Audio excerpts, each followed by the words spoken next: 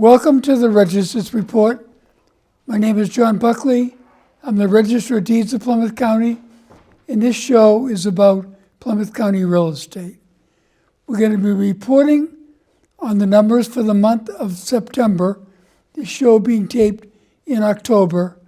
I have a great guest in the second segment of the show who's going to talk about the Plymouth County, Donegal, Ireland County relationship in the recent visit that we made to Donegal. My guest is Jack Lally of the Brockton City Council, who was part of our delegation. And the third segment of the show will be something about our great county in colony history. So let's get right to the numbers. Sales of property were a little bit down in September. 711 sales of property versus 756 in August. However, 8% more than last year's 661 deeds. We're down 3% compared to last year. It's a funky time in real estate. Not a lot of inventory. Rates, although they started to go down, bumped up again. So we're really watching for the Federal Reserve to take further action to get the ball rolling. You're going to see a listing of sales. There are 27 communities in Plymouth County, from Abington alphabetically down to Whitman. Every single community has had sale of properties, although Plymouth and Brockton far outnumber everyone else. Mortgages are important.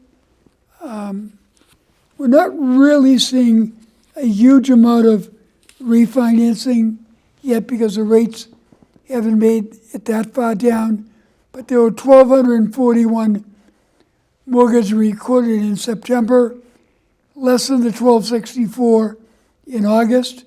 However, 4% higher than last year's mortgages, but year-to-date, down 1%. We always follow foreclosure issues very closely, particularly since the meltdown of 2008, when a lot of people were underwater. It's very slow compared to then. Since the COVID period, when there was a moratorium, it really has not crept up yet. There are only 12 foreclosure deeds throughout Plymouth County in September, more than the 7 in August, 25% higher than last year, but 1% lower year-to-date. And one thing we follow very closely are foreclosure notices. A foreclosure notice is the first document we see at the registry from someone, and it usually shows someone is in difficulty paying their mortgage, whether it be an issue of finances, an issue of health. If you find yourself having difficulty paying your mortgage, don't wait. Reach out to a federal housing counselor as soon as you can, and you might be able to modify your loan.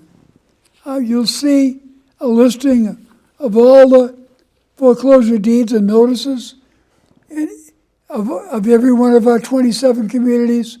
And as you can see, there's still a lot of zeros, although in Brockton, for example, there were 17 orders of notice. And in Plymouth, there were 6. So those are certainly numbers that need to be kept in mind going forward, because foreclosure notice can result in a foreclosure deed and loss of someone's property to the lender. I want to make sure everyone is aware, particularly with all these stories going on about scams and frauds in real estate. people will take advantage of you if you don't pay attention to your real estate ownership. We offer a free property fraud alert. If you go to our website, PlymouthDeeds.org, and go to the resources section, you'll come across something listed as property fraud alert. If you go to that line, click the buttons, put all the information in and sign up, when a document gets recorded against your name, you'll get an email. And then you can look by either going to one of our offices in Brockton, Plymouth, or Rockland to see what it was that was recorded. Maybe it was something good to be recorded, a payoff of a mortgage. But if not, it gives you a heads up to take some property. There's not a lot of fraud going on in real estate, but there's still some, many times within families, I hate to say. But be particularly aware of what's going on, what again, for most people, is their most valuable asset. Welcome back to the Register's Report. My name is John Buckley. I'm the Register of Deeds of Plymouth County. In this segment of the show, we've always done something educational in nature. We've been surveyors, appraisers, real estate attorneys, commercial brokers, a lot of people in the real estate business, home inspectors, etc. But we always like to talk about some of the things Plymouth County does. And Plymouth County has developed a working partnership with the County of Donegal, Ireland. It's been going on for about 4 years now. They've come over to visit us twice. We recently went back the second time to visit them. We always do something around the county, something that they're successful with, and we do the same when they're with us. And we have a delegation that went over this time that was larger than our first time, but we had a repeat member of the delegation, City Councillor Jack Lally. Yep, back to back. Yeah, it's great to see you, Jack. Good to see you, Mr. Register. So we had a very nice little excursion. No, we did, and I think it was pretty productive, both last time and this time. Yeah. Really helped, build new contact, but also, learn, try to learn from each other. That's the biggest thing. One of the things we did with them, they have a huge seaport. Plymouth County has a lot of spots on the ocean. Yeah. And they took us on one of their massive trawlers and explained how it works over there, all the different aspects of it. I thought that was fascinating. Oh, yeah. Yeah, they brought us, it was Killybegs Harbor. Yeah. Yeah, that was, it was impressive. It was impressive. A lot of engineering goes into that. The boats are massive. They showed us the storage tanks where the fish go. They explained the whole system to us, and also how often they actually go out, which was a huge takeaway. They're not going out very often, so they're wondering about the future of the industry. Smaller boats, sure, bigger boats for one run. So, that was interesting to see what they had in mind to keep the harbor healthy, to keep industry present. Yeah, and before we went on the ship, they took us to a college that they had at the top of the harbor. Beautiful facilities, smart boards, everything very up to date, and talked about how they're looking at marine science. Donegal is right up there, a lot of seacoast. And the year before, we had gone up there, and it was suggested that we go visit a kelp farm, because the future of food is through different parts of the ocean, not all fish. But this time we went to that facility, which kind of promotes futuristic things. And I thought that was a fascinating time too. Yeah, Atlantic Technical University, Right. I think, yeah. They've got, I believe, like 11, 13 locations all over the northwest of Ireland. Yeah. No, that was really good. The kelp from, the time before, Right. that was fascinating. Yeah. They got a grant from NASA because Right. because NASA believes that kelp, it can be you can store more. It can be denser than a lot of other foods. So You can go further into space. yeah, they think that I don't know if that's how you sell me I on going to rely- Mars, I making me eat rely kelp on it, the whole but- way. Yeah. Those guys are smart guys. Yeah, but they had a whole product line, bath bombs, soaps, little dried snacks, everything. So it was very interesting. They took us out of Donegal town Yeah. up into a beautiful town on a river where they have this competition. And the competition had 6 or 7 different nonprofits, and each nonprofit made a pitch. And the whole point was to have this competition, and that one of them was getting awarded a $100,000 cash startup prize. That was very, the variety of presentations were interesting. How they did it to begin with to generate small business activity was impressive. And I know you had some follow-up on that in particular. Yep, I've been talking to the gentleman that runs it. It was disruption by the sea. So there were 6 or 7 entrepreneurs who came. It was kind of like a Shark Tank setting. They had several, actually 2 of the people were billionaires from America, from I believe the Philadelphia area. Okay. And they had ties to that part of Ireland, so they would come back. Everyone put in a certain, amount of money to reach $100,000, and then that was, sort of the incentive. So the sharks would hear you out. They determined who won, and then I think a couple of businesses got sort of follow-up one-on-one conversations with, people who'd like to invest In their business. outside of it, right?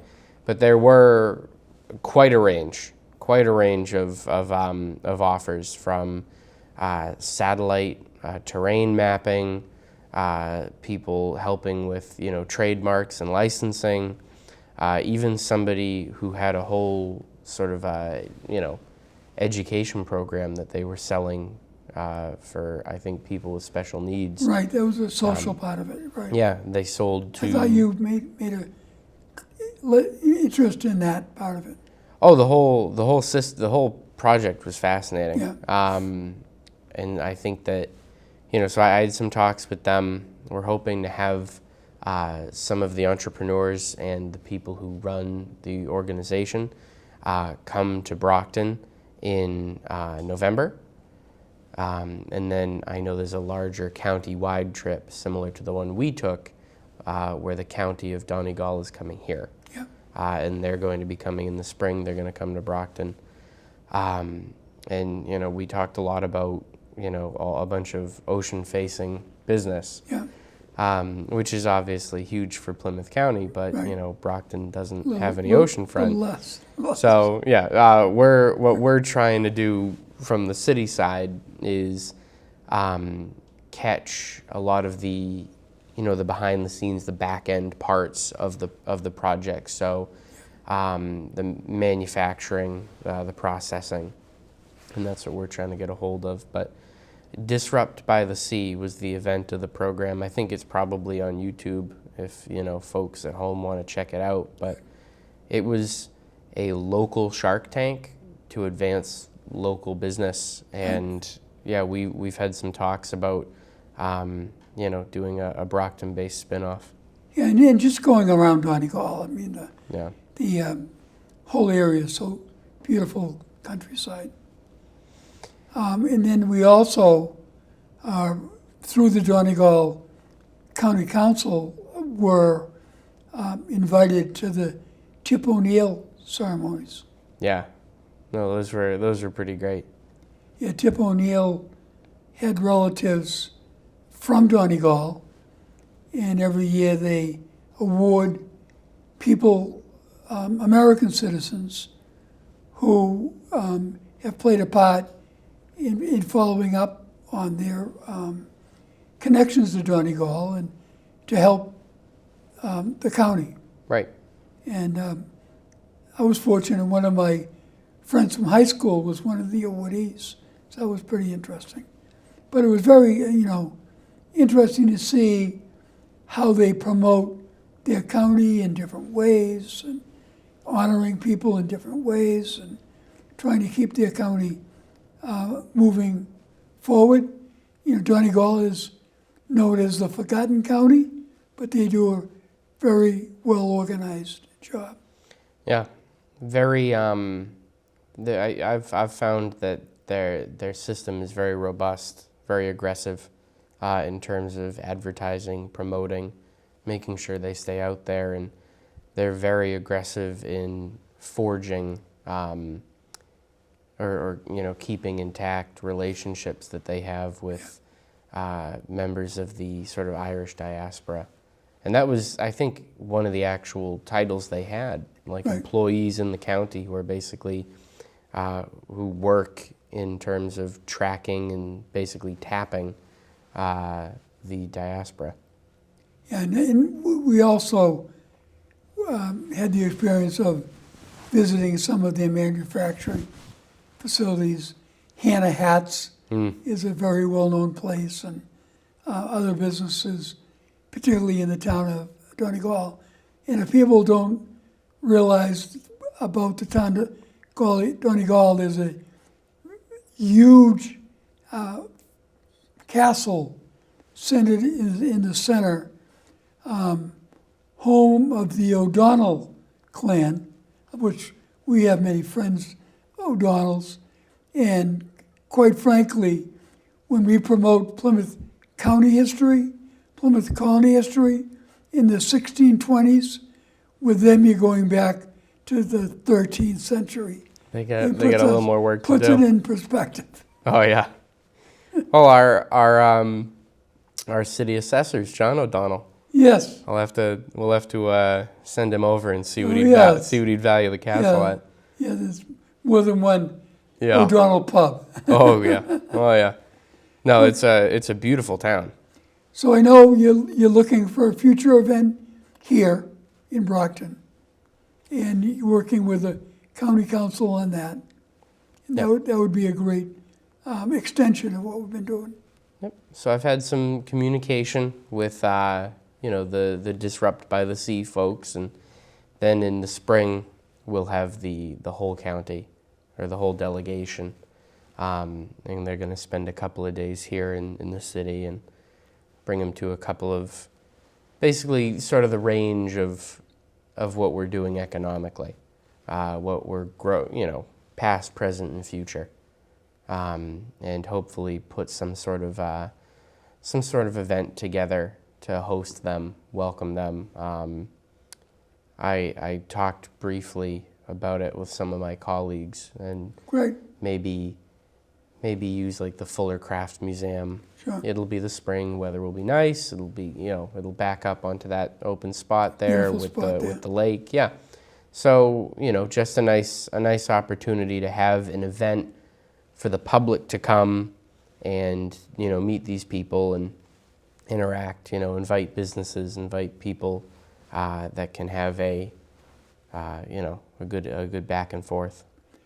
So we did the trip a little differently this time. Yeah. We went in from the west through Shannon and went up through Knock, the religious site Knock, and we, for Our Lady of Knock, we went up through Claremorris, which was the home of my great-grandmother's family, and another fellow with us had cousins nearby, and made it up to Donegal town, and We capped it all off by getting closer to the airport, and we actually went to the original world international famous Galway Oyster Festival.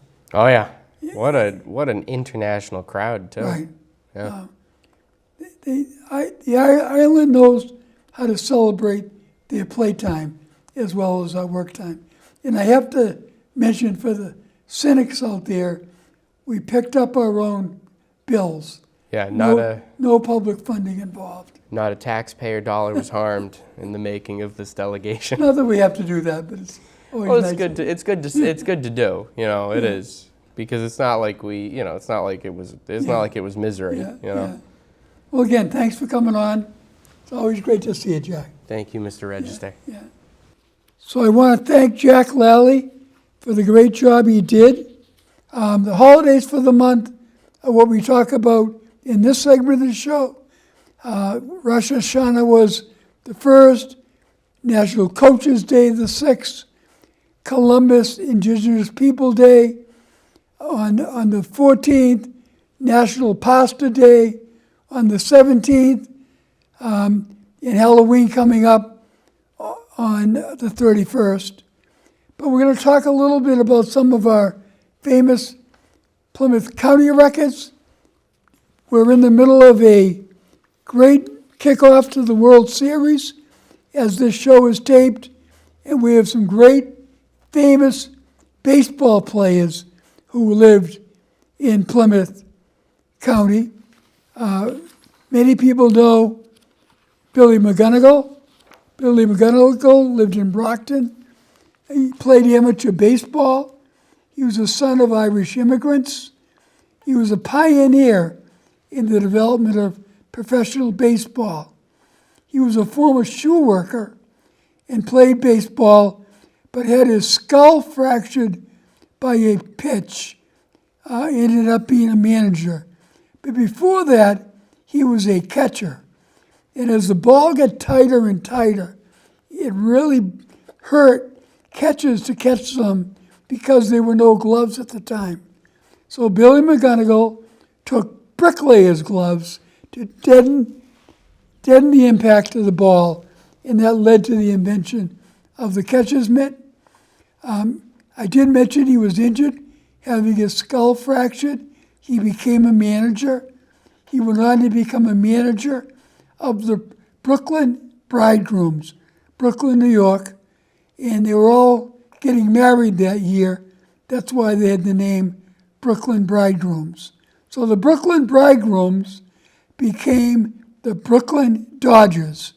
The Brooklyn Dodgers then transitioned to California and are now known as the Los Angeles Dodgers, one of the two teams competing in this year's World Series. He later had a bar and billiard parlor here in Brockton.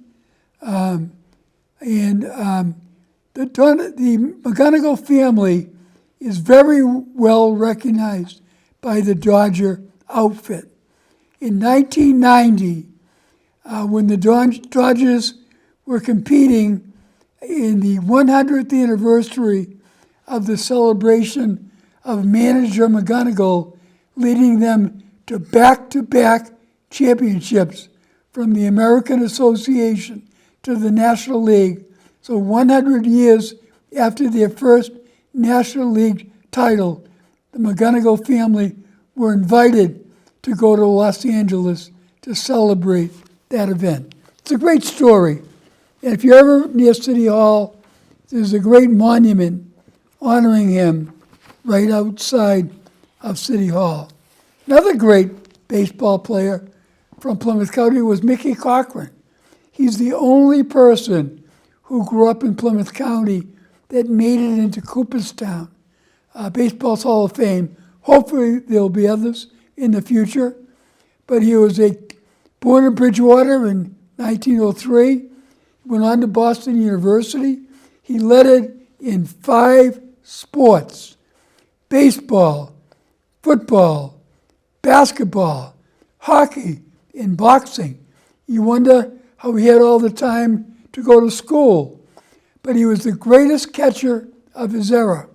He played for the Detroit Tigers, who were recently knocked out of the path to victory for the World Series. In the Philadelphia Athletics, he was a fiery competitor. He was a close friend of Ty Cobb, and he won 5 pennants, 3 World Series, and 2 American League Most Valuable Players. His career also ended with a skull fracture, hit by a pitch, and was knocked unconscious. He never batted again. But he was elected to baseball's Hall of Fame in 1947, again making him the only Plymouth County native to be elected to Cooperstown. There's a plaque in his honor at a baseball field also named in his honor on Route 18 in Bridgewater. And a person from a different era, a fellow by the name of King Kelly. King Kelly played in an era when the rules of baseball were not set.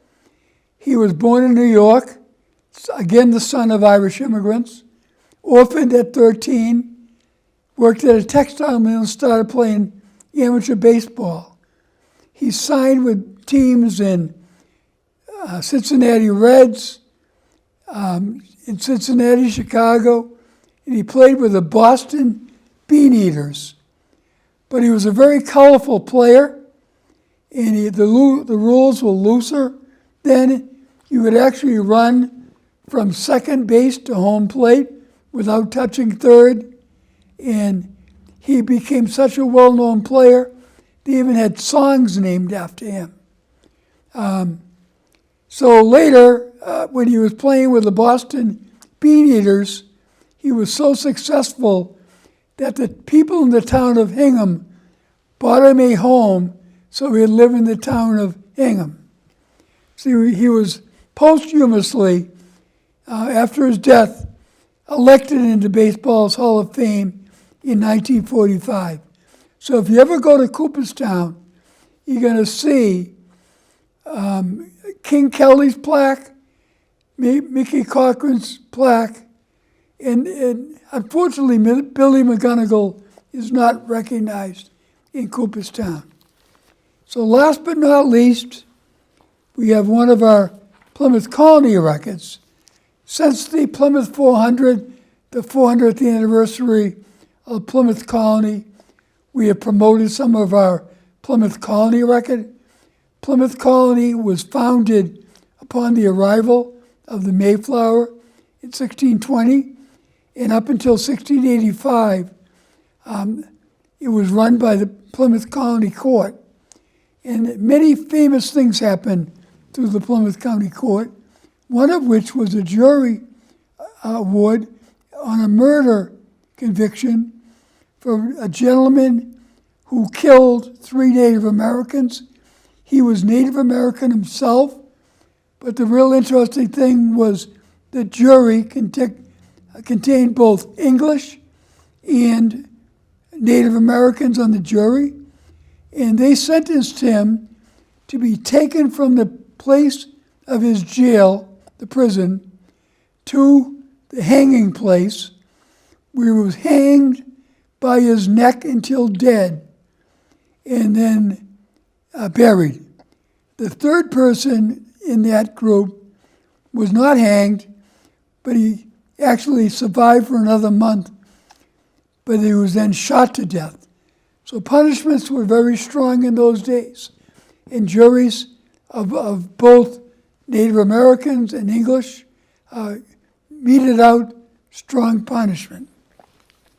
So I want to thank Lorna Green and Christine Richards for the help with this show.